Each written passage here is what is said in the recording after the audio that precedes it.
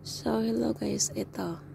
May bago kasing update si Facebook ngayon, si YouTube ngayon, and then, pasensya na sa boses ko ha, kasi ayun, so, copy the link kung paano, ayan, copy ang link. Pag na-copy nyo na ang link, punta kayo sa Chrome, sa Google Chrome. Ito po. Punta lang tayo sa Google Chrome.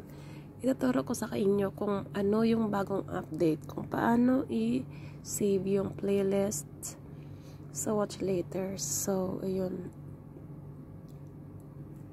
Mag-change tayo ng ayun, i-copy natin yung link. Copy natin yung link, guys. Ayan. Tapos, go. Huwag nyo nang pansinin yung boses ko kasi may lagnat ako ngayon. Nilalagnat, may labsick ako ngayon, guys. And then, yan. So, ayun. I-add natin, and then, add to library. Almost same pa rin siya, guys. Pero, sobrang,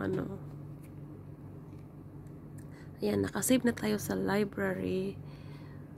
And then, pindot natin ang play all. Play all pa rin, guys.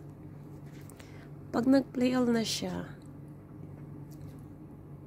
ayan, yan na siyang lalabas. Hindi siya Tapos, i-add to queue natin. Add to queue pa rin, guys.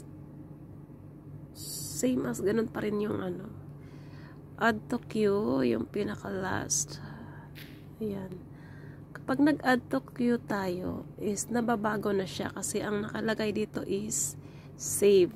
Halimbawa, ang i-save natin siya sa watch later. Wala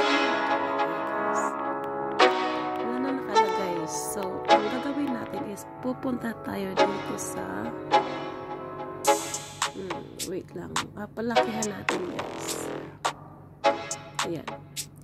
Pupunta tayo dito sa home. Yung 3 dash na yan. So, pinutin natin sa home. And then, eto. Hanapin nyo yung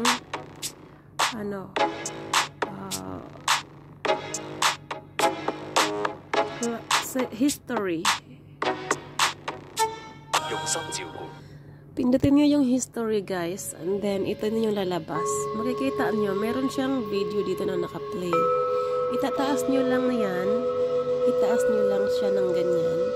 Tapos may makikita kayong save to watch later. Ayan, yung pinakamaliit. So, lumiit na ngayon. Pinaliit na ni YouTube ngayon, guys. So, pindutin nyo yung save para may lalabas na save to watch later. So, ayun lang, guys. Ganun lang kasimple. Pero pinapaliit lang. Pinapahirapan lang tayo ni Lolo YouTube, guys. So, ayun.